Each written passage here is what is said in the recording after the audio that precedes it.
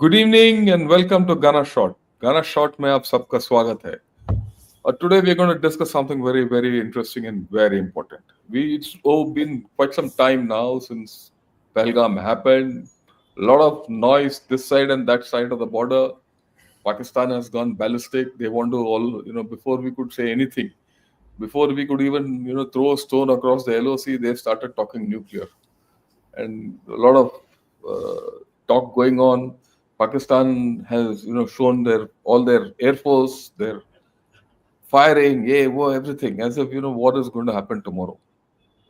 Well, it might happen tomorrow. Who knows? But they've reacted and they've fired Hataf 1 and Nasser also in the past 2 days. They fired a lot of things to show that, look, they have a lot of capability, and if India takes the wrong step, they'll notch it up. That's what Asim Munir said 3 days back. Well, having said that, now let's look into a few issues of the escalatory dynamics, Pak nuclear postures. How do you go about doing deterrence? What are the China-Pak equations? How will they come? Because no one is going to fire a nuclear warhead as the first shot in a war if it happens. So far, we have not even mobilized. That's the state. That's the state of differential in the mental state between Pakistan and India. And even China has started reacting on this. So with this as a background, I said, look, all this is in the air, and everyone is talking, what he wants and what he understands. So then I said, the best person who can speak to us on this is Brigadier Arun Sahgal. For 2-3 issues. No, there's no doubt, sir. For the past 15, 20 years, he's been talking with Pakistanis on track 2 issues. He's been part of a think tank which does all this. And he understands the Pakistani psyche. And he's also, had discussions with officials of the SPD or the Special Protection Department, or basically the nuclear establishment. And he's also written extensively on deterrence, conventional and nuclear, vis-a-vis China and Pakistan. And in this kind of a condition, we need to understand it.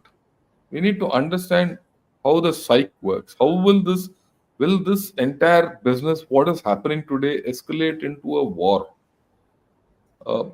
We also need to remember, in the history of mankind so far, ever since Hiroshima and Nagasaki, two nuclear powers have never fought a full-fledged war. If you see, the space for conventional war at one end was defined by what happened in Kargil between India and Pakistan 20 years back, 25 years back. And then about 4 years back, what happened between China and India in Eastern Ladakh. These two virtually put the extremities of conflict, the way I look at it, between any two nuclear countries. But then we are not talking with a rational country like Pakistan, and their irrationality of their leadership is increasing by the day. So it is in this context that I yield the floor to Brigadier Sahgal. Sir, please take it on from here and do explain to us and educate us as to how do you visualize all this going forward. Thank you very much, General Shankar. It's always a pleasure to be on your show. And as usual, it's always fascinating the way you frame the issues and you provoke the speaker to explain things. Let me start by saying, there is this stability, instability dyad that plays out in the Indo-Pak context. And this is driven by two fundamental perspectives. One is the subconventional versus conventional. What do I mean? The Pakistan perpetuates subconventional conflict against us in Kashmir and other parts of the country,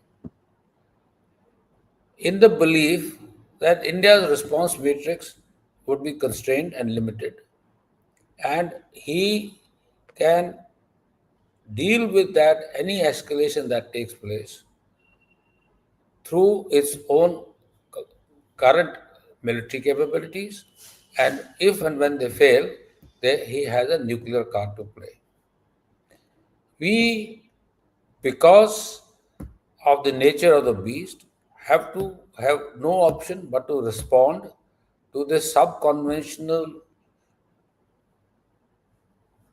playground which he's tried to create in India through his cross-border war and proxy war and terrorism, to deal with him through conventional response strategy. Now here, an interesting dynamics comes into play. It's important to understand these dynamics. We have multiple options of dealing at the conventional level with any threat scenario vis-a-vis Pakistan. We are strong, we are capable, we have a credible military capabilities. But the fundamentals of this is that what is the nature of response? India is a responsible player, and India is not keen to start an all out conflict with Pakistan because of some terrorist incident in Kashmir, however dastardly it may be. But the fact of the matter is that having response to such a dastardly incident has to be there. Otherwise, the perpetuation of a subconventional conflict become a preferred strategy by Pakistan. Now, here comes another interesting aspect. Now, India can respond and India shall respond to such a subconventional act by Pakistan, which affects India's integrity, it imposes cost, and it affects the internal stability of the country, particularly in Kashmir. So, if India now retaliates, the Pakistani thinking basically is leverage. I mean, is predominantly based on the fact is that despite the asymmetry in power, they are capable of handling first and second rungs of escalation with India. And if should they fail, and as part of their full spectrum deterrence, they are in a, they would invoke the, the logic, reasonable, and rationale for use or let's put it this way, touting the use of nuclear weapons as part of his strategic thinking. Behind this thought is one simple rational factor which I want our people to understand is this is that Pakistan does not want to allow, despite conventional asymmetry, to India to dictate or control the escalation dominance. This is where the situation lies. In the current scenario, this is what the situation is. India has multiple options to respond.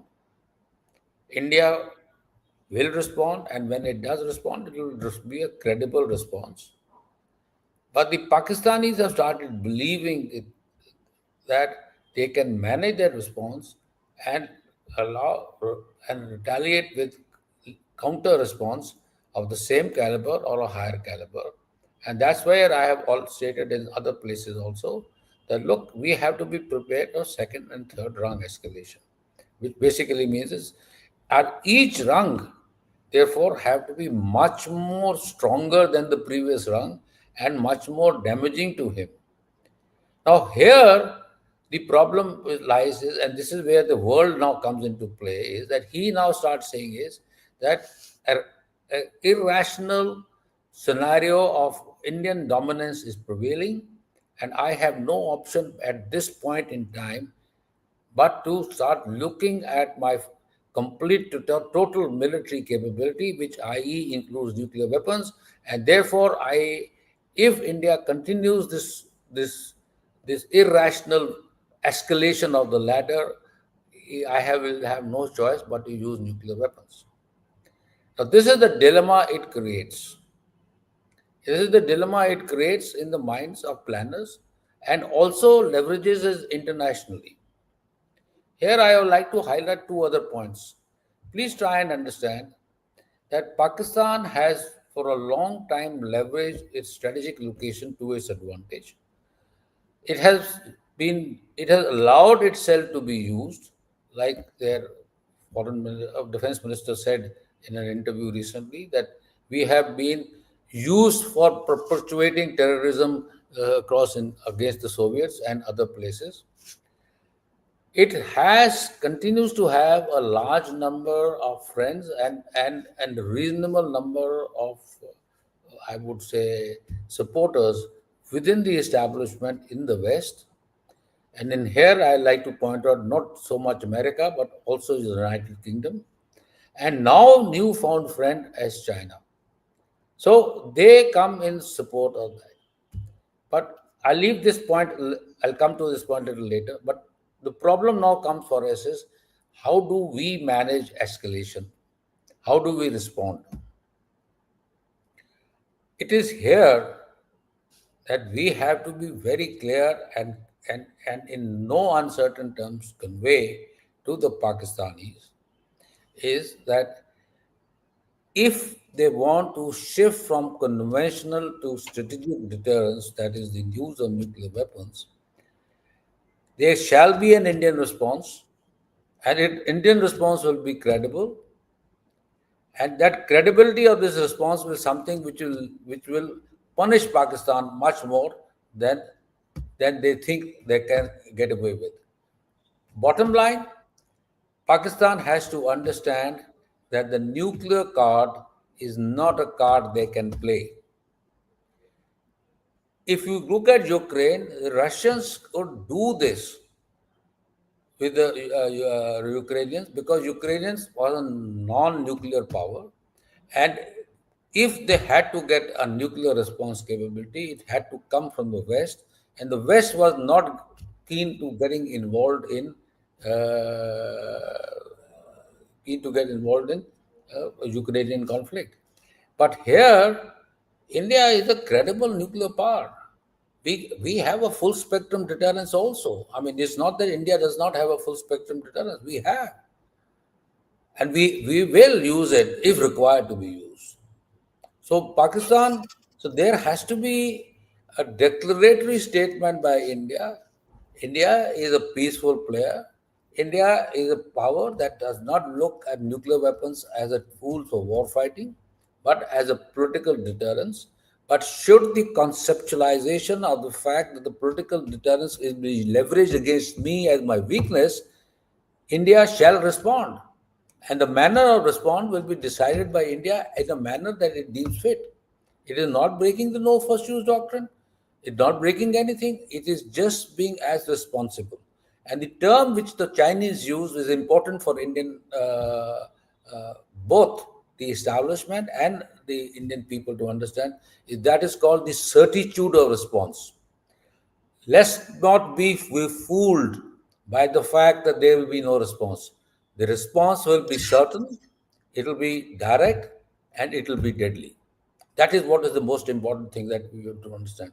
So, under these circumstances, we have to use and we have the ability to disabuse Pakistan that there is no space for, conventional deterrence within the equation which they are trying to create between non-conventional and nuclear deterrence. They try to close the space of conventional deterrence.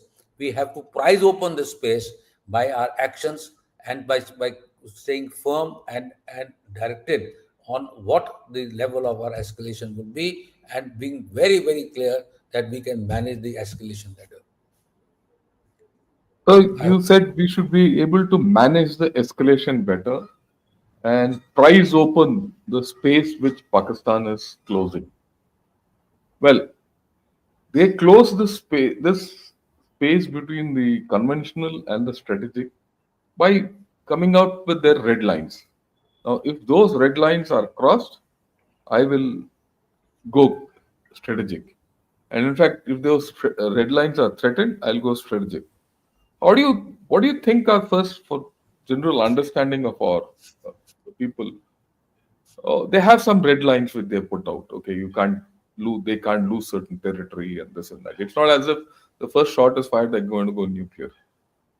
and you dealt with them also. Could you just broadly spell out what those red lines are, and then we'll be able to understand the space which is available. Okay, the red lines. I have a paper which is written by one of our colleagues who from Pakistan, who was member of the strategic planning division, senior member, general level officer. They they are very clear that red lines are an abstraction. The word uses red lines are abstract. There are no Okay, defined red lines. We I understand that. understand. It The could be a band. abstraction is used as a ruse to define red lines whenever the point of pain increases. So we have to understand this. There are no red lines per se. And in the escalation dynamics that we are looking at, that means response, tit for tat response, higher level of response, even a little higher level of response, there is no territorial construct. The level of damage to their overall military capability cannot be such that the nation state is at risk. No, the whole logic, and this is important thing we must understand. The red line abstraction is used to define it in a term that suits their interest and to befool the international system that there are red lines. There was an interview with an Italian journalist in which they talked about the space-based red line, the water-based red line. They talked about if the military capabilities Degraded. are impacted, and also the maritime space-based red line if they are Karachi Harbour, etc., etc. Those are red lines defined during the Cold War between the Americans and the Russians. There is no, mm, it is I would say stupidity on part of anybody to even look at those red lines seriously. And this is an important point. We must understand that there is this abstraction that is being leveraged of red lines to deny India the ability to deal with Pakistani's cross-border terror, and to say that any level of conventional escalation will push us towards the nuclear dimension. Now, this is the, to me, the most dangerous part of it, but we should not fall prey to it. And this is what I would strongly urge people to understand, that despite all this, there is a rational actor syndrome prevails within the Pakistani establishment. But given the nature of the present military leadership, the worry for not only me, for the world should be, is that Pakistan, through its own hubris, may start getting carried away and break the taboo and go down the nuclear route. Although I believe that they will not be able to do that, but what worries me is the statements coming out from the defense minister, statement coming out from the power minister, who has the temerity to say these weapons are not to be used to be placed on the chalks or on the roundabouts of the nation. They are for use. I mean, these are the kind of an absurd statement. And what is even more shocking to me is that the global pundits, the global non-proliferation pundits, the global Are arms keeping control quiet. pundits are sitting all over across the world, have never even squeaked a word of criticism towards Pakistan on this issue. This is the duplicity of these so-called atomic czars who sit over there and pass judgment on everybody else. But when a situation like the Russians were talking about it, they were writing panes and panes of paper on this. But when the Pakistanis are talking this nonsensical things, of use of nuclear use, there is not a word against them. See, this is the duplicity that we have to worry about. But don't worry, it's not important. The important part we have to understand is that red line is an abstraction. There are no red line per se. And it is important at some day, at some time, and if this be the crisis, we need to test them out. We need to test them out and show it to them that don't befool the world and certainly do not befool my country. Right, sir. I think what you said is very important for everyone to understand, and I like to go a little one step further on this route. You see, whatever statements of nuclear saber rattling have come out from their interior minister, sorry, power minister and the defense minister, and things like that. And they're pretty irresponsible statements to for a start. But but the uniform community has not spoken a word about it. Neither has Asim Munir spoken a word about it. He's not spoken about it in all his talks in this time. So you think it gives me a feeling that they understand that the nuclear card is a no go. That's one way of looking at it. The other way of looking at it, this is they might have allowed these two people to, speak, or they've told you break that hoodoo of the talk part of it, and there is a deniability somewhere later on. So in this kind of a thing, is there a reason or is there a way that we can call them out and tell them, look, don't go that route at all, because that route is a two-way route, and put it across to them very clearly that there are no red lines in this whole conflict. Okay. Okay. So there are two, three things which I like to highlight. First is the state of play within Pakistan. Uh, the you are rightly pointed out that the political establishment is manipulated by the military in Pakistan to define the terms and the norms of what they would like the world to believe. So they have become the spokespersons of the military. It is the sadly it is the other way around because here the political establishment decides and military acts. But in Pakistan, it is the military decides and the politicians act. That's Yeah, that's issue that's one. the nature of the beast, sir. Okay, okay. The second point is that there is a degree of scare. There is a degree of scare within the Pakistani, not so much establishment, but among the Pakistani public. You have seen the piece which just came out yesterday or this morning's Times of India, but it was in New York Times, the New York Times story. How the people in Pakistan are worried. They are worried about the stupidity of this escalation, this whole thing taking place. They are worried about the cost of living going up. They're worried about their children. They're worried about of what will happen tomorrow to their lives. The well-heeled Pakistanis are always the ones who talk the maximum. But it is the poor Pakistani who is suffering. He is the worried man. And and within that construct, it is also for the first time being acknowledged, two things are being acknowledged. One, that the Pakistan suffered much huge casualties in the Jafar Express case than they acknowledge. It is being now openly talked about, and it's been talked about in the Western media, the so-called Godi media of XYZ. Okay. The second issue is there is a great degree of discontent within the military.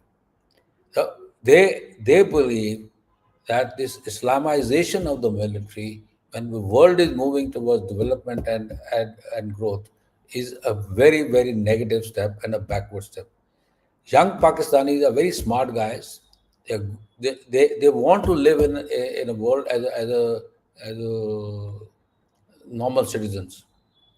But the fact of the matter is that they are being branded as a terrorist state or a state which is on a world or teetering on the brinks of collapse. So now this is what the issue is. So there is this whole new narrative. The army wants to be in uh, in the background and allow are using the politicians to this thing.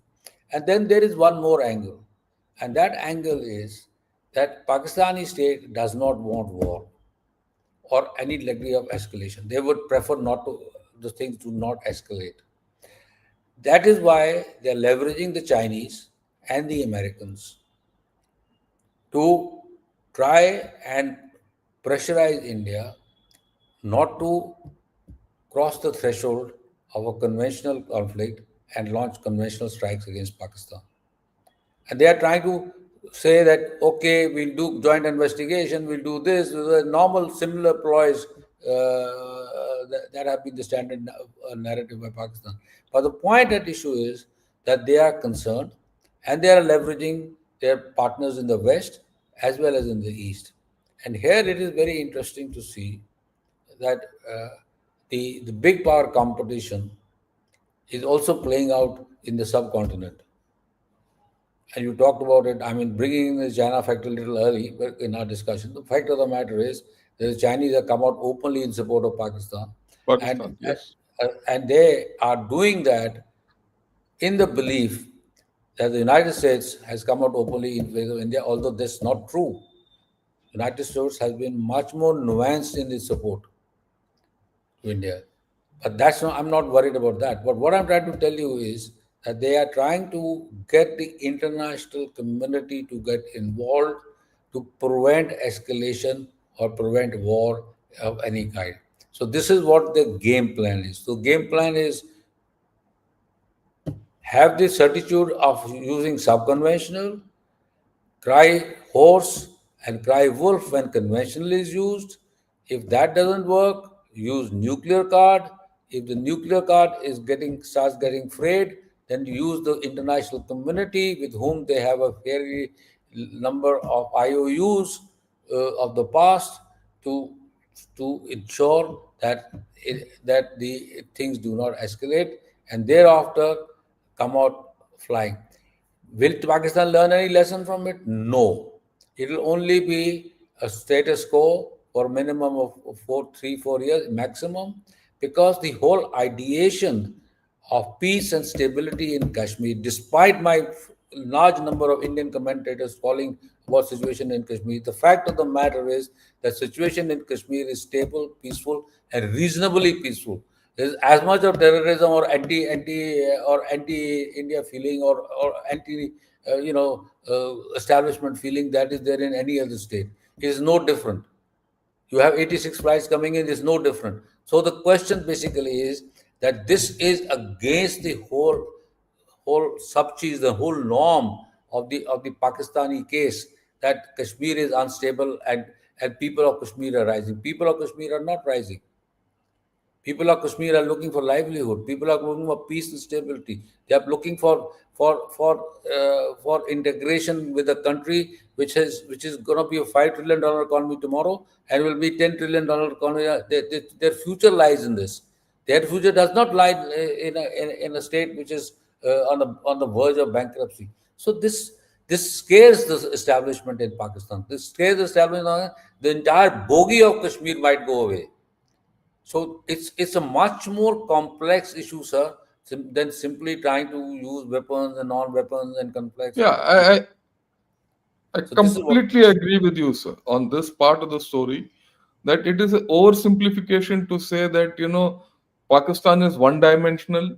It just wants to use war. It shows some demonstrations, and with the demonstration, there's always a nuclear flag, and that will prevent the whole thing.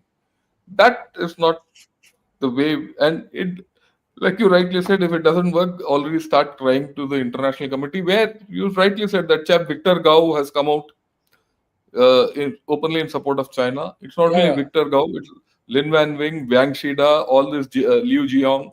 All these fellows have been writing in Shanghai institutes and South China Morning Post and wherever, NetEase and all that.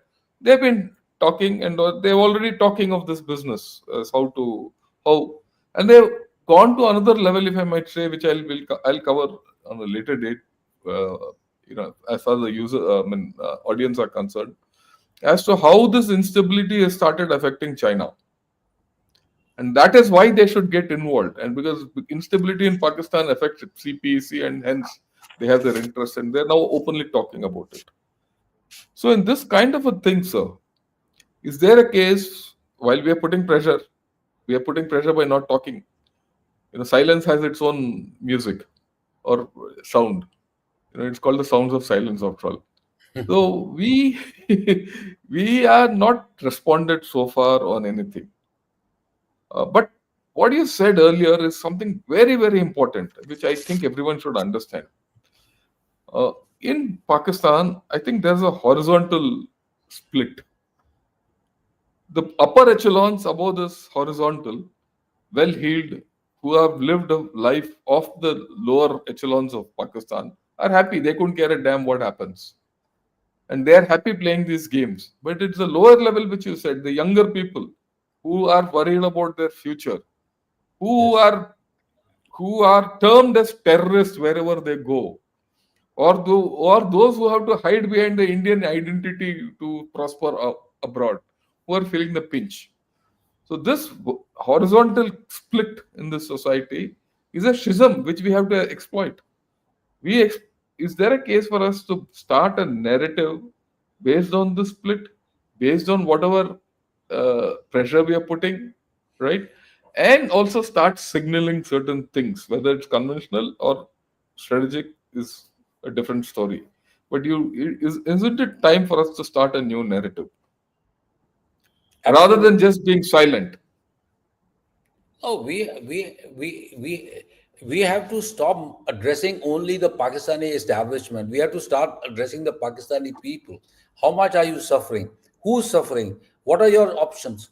And the fact of the matter is this: is that if Pakistan has to grow and because to become a normal state, it needs growth, it needs investment, it needs stability.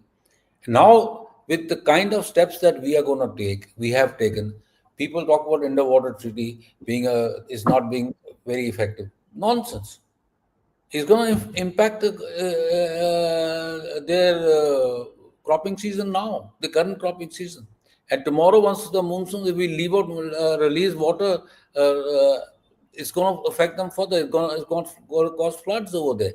So the question is then we have stopped all imports from Pakistan, which basically mean when we say even third party import, we're basically saying it you cannot reroute goods via Dubai and other places, which has been the form. We have about $3 billion trade with Pakistan through Dubai, etc. All that's going to stop. It's going to impact them. Already Pakistan pays 26 rupees per kilowatt for electricity. People are dying. And on top of that, there is an insurgency brewing up within Pakistan. Every day there's an attack in Balochistan. And I was quite amused by to notice that this Victor Gao, whom I met long time back, and I've known him, he has the temerity to say that look, we are watching what is happening in Balochistan, and short of saying that India was involved, he says we know what the forces were trying to kill the Chinese. This is the kind of attitude the Chinese have, and Chinese have this attitude. You know why? Because China has by and large converted Pakistan into a client state. And Pakistan has sold the entire west coast of Makran and the entire coastline to China and allows Chinese to do willy-nilly everything. And for the first time, private military Contractors. enterprises have entered Sindh for the security of the. I mean, which responsible country in the world who calls itself a nuclear power has this? So we have to sell this narrative to the people of Pakistan. We have to tell them is that look, you cannot start using this low-level subconventional card against a country like India and succeed. You can cause me momentary embarrassment, but that will not take away my growth. That will not take away my strength. That will not take away my capacity and capability. 2029, 2030, we are going to have a $125 billion defense budget. We would be able to do much more. We can launch technological oriented attacks against you even now. Please understand that we are capable of doing that. The fact that we have not done it is not because we are weak. We have not done it because we are a rational country. We are a rational player. We are a responsible country. This is the message that has to go to Pakistan. And this message has to go is that what Pakistani military come political establishment who is totally submitted to the military is doing is is to destroying the national cohesion, national economy, national political system, and putting the future of 280 million Pakistanis at risk. Risk. Right. So if this is the status, sir, and you, like you rightly said, Pakistan has sold itself off completely to China. How do you think China will take this whole ball forward from here? I mean, it's okay for a guy like Victor Gao to say what he said, and he's a loudmouth at large all over the world. He goes and speaks. I mean, he speaks on everything, everywhere, as if, and he's fitted because he's the only one probably who's allowed to speak everywhere. And that's the way I look at it because many people here, and that's fine. And of course, the guys who generally uh, talk and write about India have spoken. And that also is across the entire spectrum. There is also a view that China can do very little in this whole story. They don't have much influence. They can have influence with Pakistan, but they know that their influence with India has gone down quite a bit. And they also feel there's also a feeling that look, uh, today at one point of time, China could have been a foil for India's growth, but today they feel that look, for us the problem is what if Pakistan completely collapses? They're providing a backstop for Pakistan, and that's their worry. Otherwise, complete whatever China has invested in Pakistan goes. So from here on, how do you think China will approach this whole deal? Okay. And So we they need to also, I mean, why I'm saying this is, it's like this. Uh, we have to also take into consideration that China has its own internal problems. It is in a tariff war of its own. It's not a small thing. It's almost a fight for survival there. So under those circumstances, how much leeway or how much residual capability will China have to influence issues here? If it has, then we have to play a different game. If it doesn't have, we have to play a different game. okay. No, that is the point I'm trying to make. Okay, sir. So, very interesting. Uh, Look, these are my views, sir. The, the broader geopolitical calculations have become part and parcel of our current situation. That's important point to note. In this geopolitical calculations, the issue is how is China looking at India-China detente and India-US relations, and unfortunately that's an important aspect. The I think what Victor Raos and other people are trying to say are sending out what are called a crass, I repeat the word crass messages on behalf of their political leaders to sort of to tell, okay, look, there are a limit of how much you can go towards the Americans, etc. It is also impacting on the fact is that they believe that a certain degree of coercion works with India, and this is a lesson perhaps that they have drawn from the 4.5 years of this thing. The lesson that we have drawn is that standing firmness works, and the other guy always gives in. But that's how this thing. The next issue is that another interesting statement being made by the Chinese is that India has no option but to look at Chinese investments for its own economic growth and prosperity, and if they don't do it, it's going to be at their cost.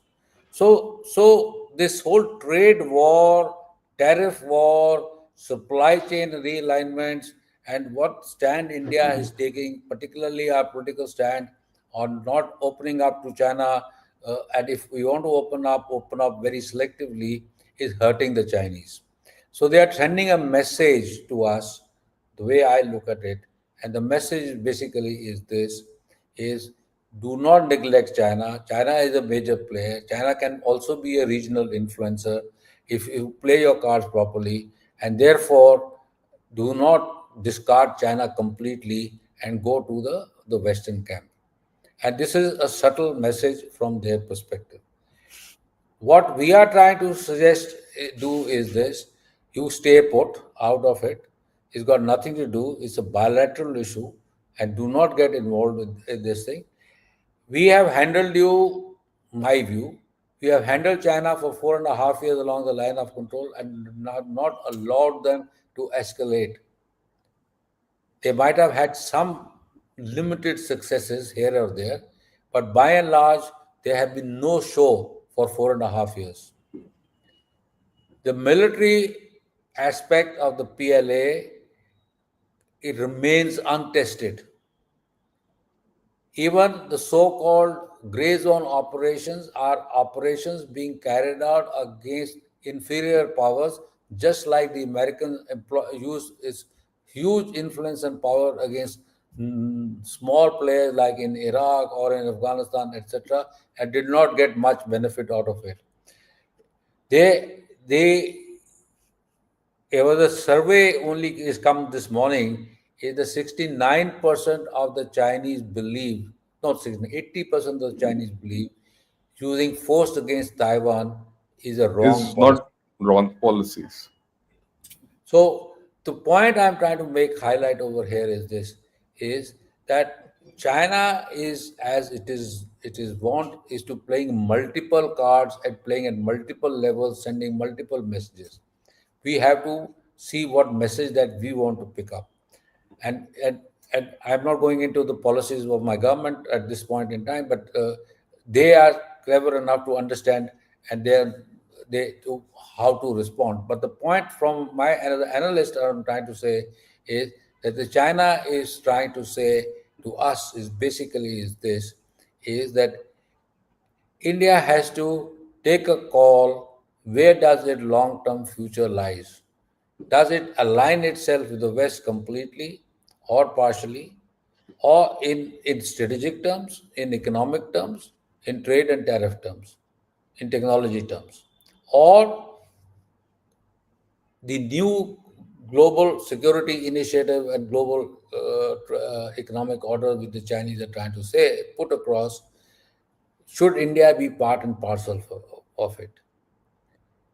India is very clear that having been a colonially subjugated, does not want to have a scenario in the future where India will be economically, politically, and in terms of security being subjugated to another national state, another regional hegemon. India will carve out its own future. India has the capacity and the capability of doing it, and India is doing it. We might be a little slow, but we are there. So the point is important point for people to understand is this: is that China is sending messages. China is hedging.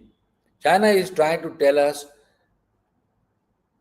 don't go westwards by invoking their relationship with Pakistan.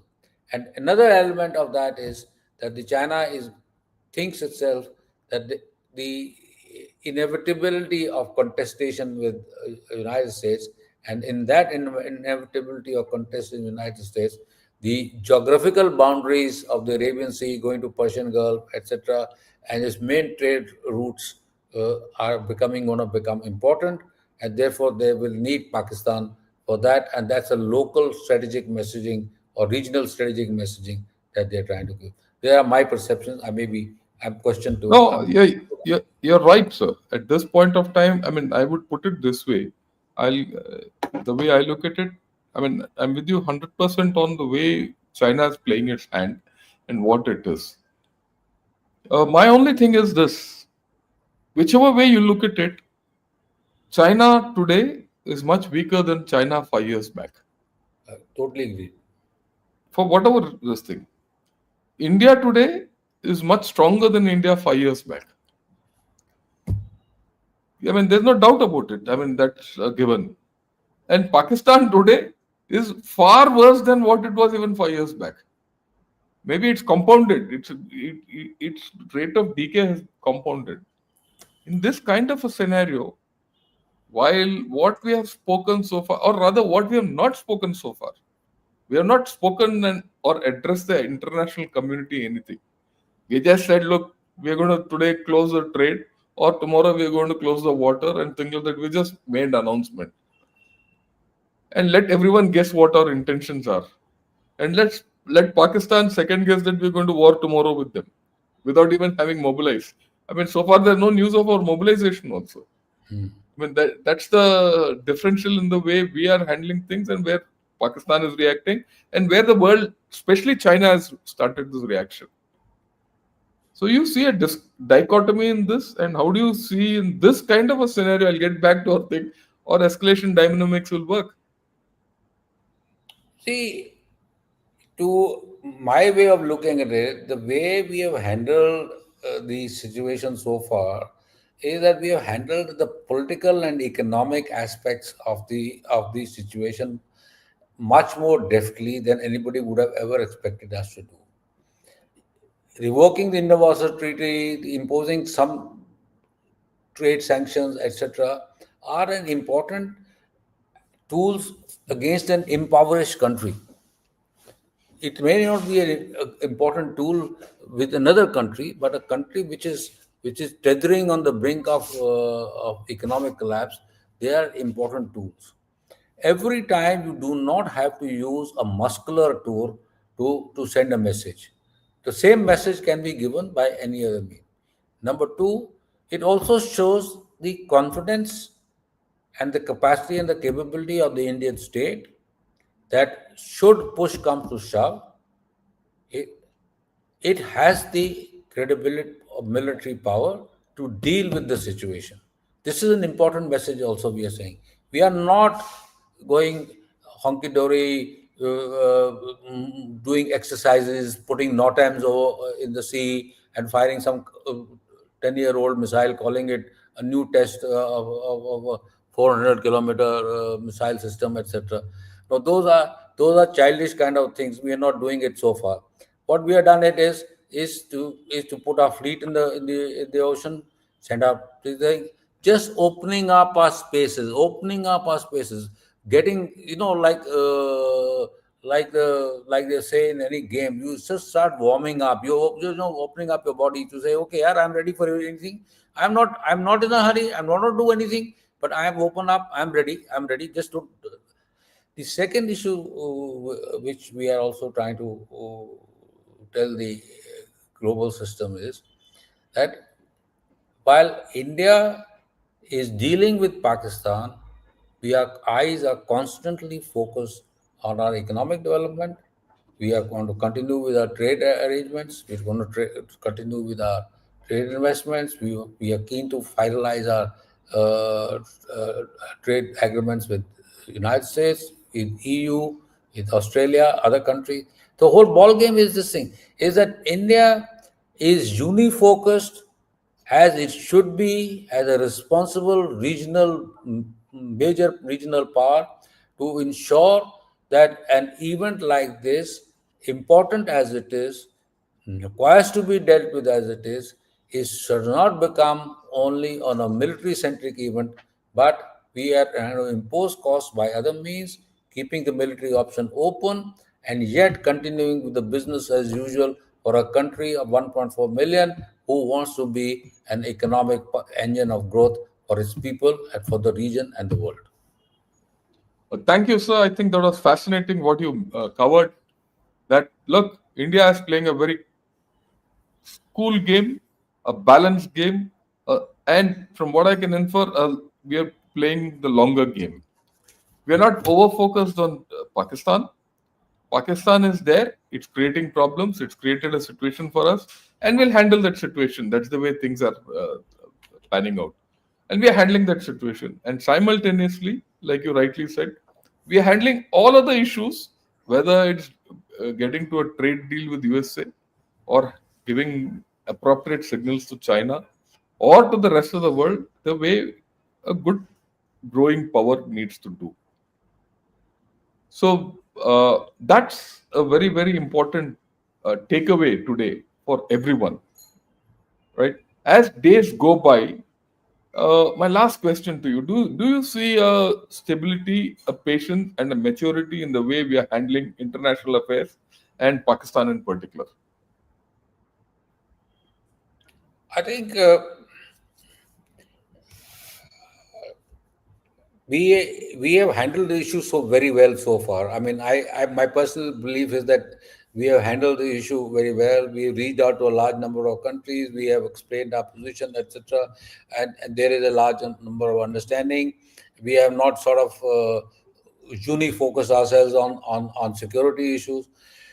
Vis-a-vis Pakistan, before Pahalgam happened, the feeling that we were getting was that the Pakistan messages that we were getting from Pakistan was that they were keen to push back on Kashmir, put it in the back burner, and start looking at a much more nuanced and a much more uh, larger economic and political engagement with India. And in that, they were only thing, the constant refrain is we should talk to each other. India should not sort of push us in the background. No talk is not good, etc.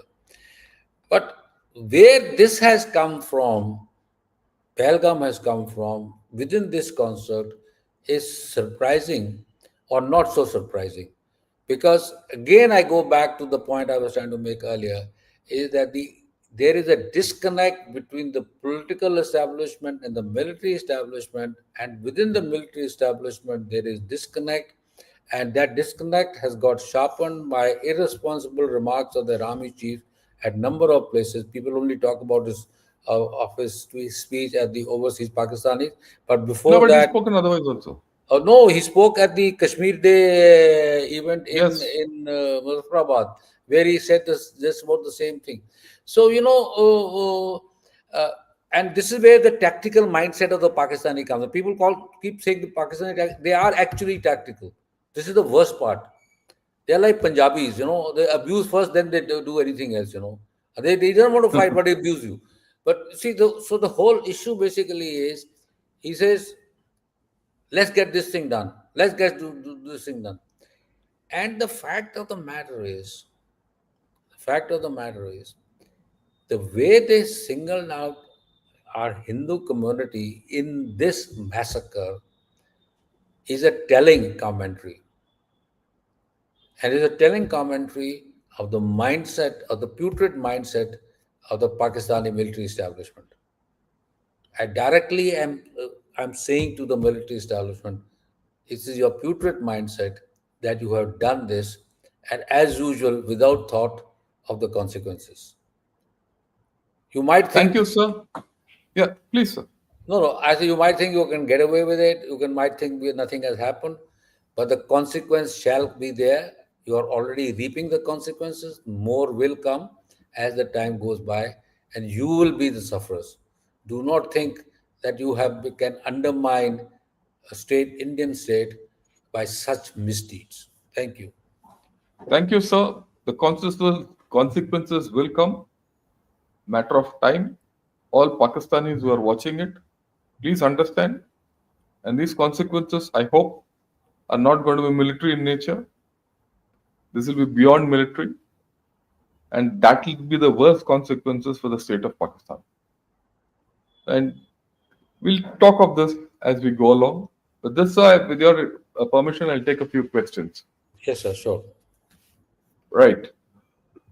Lalit Narayan, he's asking us from USA, would it be reasonable strategy for India to ask Pakistan to hand over Munir and the terrorists in exchange for reinstating Indus Water Treaty or letting the waters in? It delivers a message yet not inflict suffering on common parties. Great idea. General for water.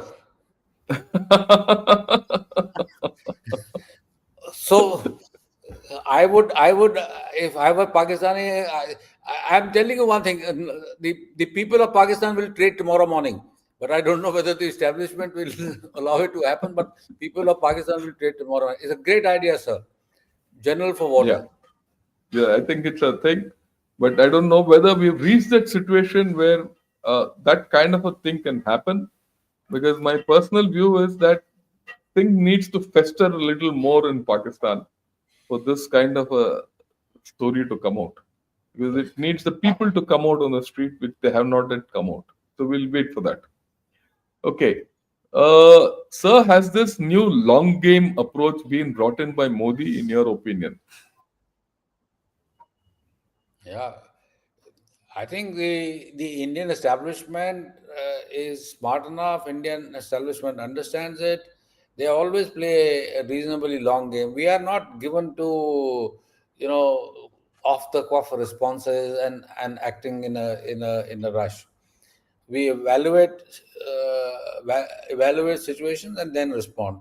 I think that's yes. This part of this is some of the issues that this government is trying to, and we are as a responsible stakeholder will continue to on this route. Yeah, not only that, you must realize that this government has been in place over the past 3, 4 crises. So they're pretty seasoned at how to, Yeah, respond to the very good point. situation. Absolutely. Okay, they are very clear. They have also gone through the 4, 5 crises, whether it's Uri, whether it's Pulwama or others which have happened, to know what responses they gave after they did the responses and what were the results of those responses or the pitfalls of those responses. So I think with that kind of a capability, people are moving in the right direction. This long game approach is coming. If you look at it at the Pakistani side, the Pakistani establishment then and the Pakistani establishment now is changed. It's only the mindset which has not changed. Like what Brigadier Sahgal said earlier. They're stuck to that one point agenda of Kashmir and Hinduism and all that. And they've forgotten the larger agenda that they have a nation to run. So I think that has come forth, and therein lies the weakness of Pakistan, which I will, talk of weaknesses of Pakistan a little down the line, maybe another 3, 4 days, and we'll talk of it then because by then things will start. I think things will start opening up. So anything else you want to add on this thing Oh, because thank I you very think this much. is important. No. Yeah, people tend to forget that this is not 47, 62, 65, or 71 over the decades when since then Bharat has increased in strength and geopolitical effect. Are the erstwhile colonialists worried? Colonialists worried? Yeah, they would be. I mean, I mean, what you're saying is absolutely correct. We are a strong nation. We are a credible nation. We are economically strong. We are politically strong. We are militarily strong. We have the gumption to stand up. So all I would just say is that baying for blood is no response. We must have courage of conviction in ourselves, in our strengths and our capabilities. We're a strong nation, we're a credible nation, and we have the capacity to respond. We have a capability to respond, but we will respond, like I have said, and General Shankar also said, we'll respond at time and place of our choosing in a manner of our choosing. It will not be dictated to us by somebody else. And I think the old colonialists understand this now, even more than that, because they understand that India shall prevail in the end. Yeah, that there's no doubt. Is it? It's becoming increasingly clear that Islamic OIC support for Pakistan can't be convinced, but only be threatened to behave. Not understood. Clear that Yeah, Islamic I mean, world world is not. can't be convinced, but only be threatened to believe. See, again, again, my message to Pakistani friends is this: look, economic power is very strong power. You have to look at the benefit and the well-being of your people. Look at how the Arab world is responding to India.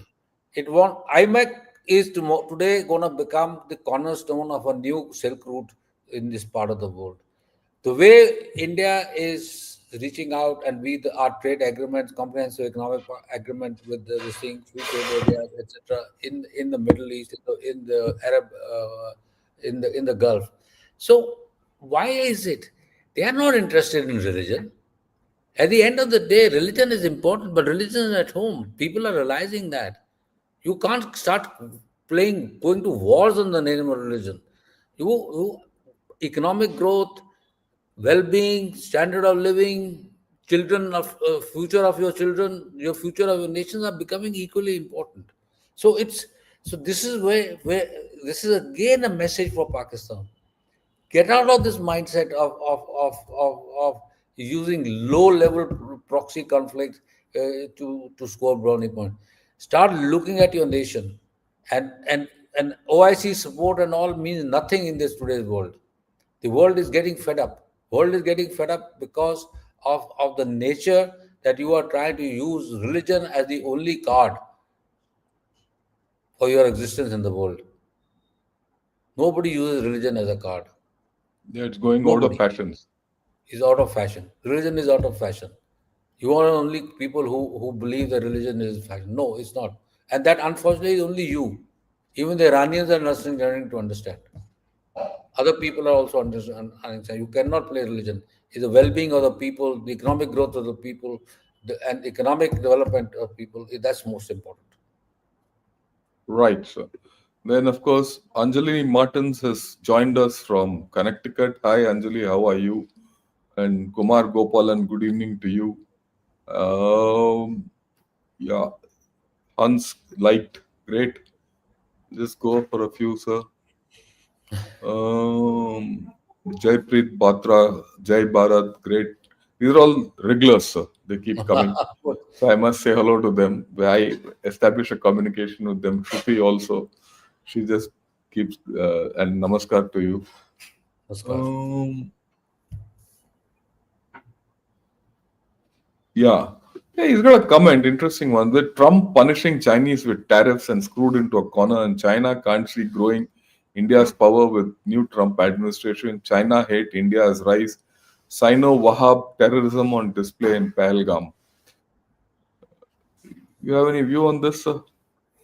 We discussed that. I mean, Yeah, we discussed this. so yeah, it's frustration writ large, and like I said, that China is looking at this whole Palgam incident from the view of geopolitical competition, geo-economic competition between China and United States, and look at us in a different camp, and wants to send us a message.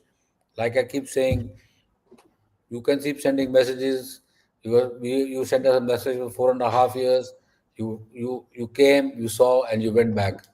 And I think that's the story is going to repeat with you again, because Again and again and again. we are a credible, strong power, but a mature power. Yeah. Next question, sir, is should India now annex land and increase the border no man's land to 5 kilometers on Park side and mine the area?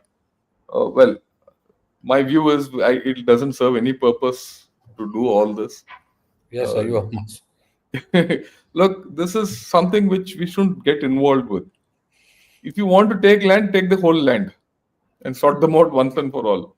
Don't do this incremental itsy bitsy things, and mining is not a good option at all. Okay, so let's not get into that. General Shankar, loved your analysis on Pak China collusion. Yeah, that's important. Even today, we've spoken 50-60% of our talk is on Pak China collusion. And, for all, I mean, this is something very important which just came to my mind. We all talk of having a 2.5 front war and, all that nonsense. China Pak collusion. We are dealing with it at this point of time. At this point of time, we are dealing with that 2.5 front war, and we are dealing with it quite well. Okay, it can't get better. I would like your view on this.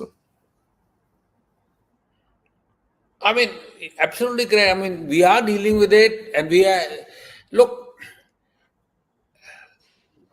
you can call it a two and a half front war.